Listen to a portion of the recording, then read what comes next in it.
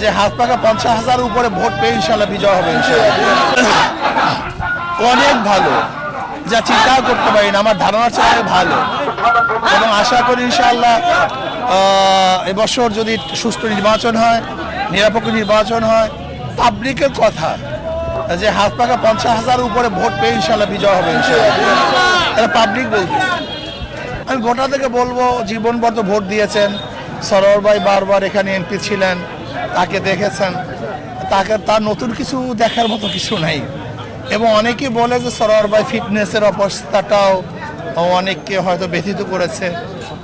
অনেকে বলে যে সরোয়ার ভাই এখন সে আগের মতো কাজকর্ম, তার অবস্থান, শারীরিক দুর্বলতা, এই হিসাবে পাবলিকের যে অবস্থা তারা বলেই বল হুজুর যে আসলে সত্যি বলতে কি যে অনেক বিএনপির মধ্যে অনেক ভোটাররা বলে আমরা তো রাজনীতি করি উন্নয়নের জন্য, দেশের কল্যাণের জন্য।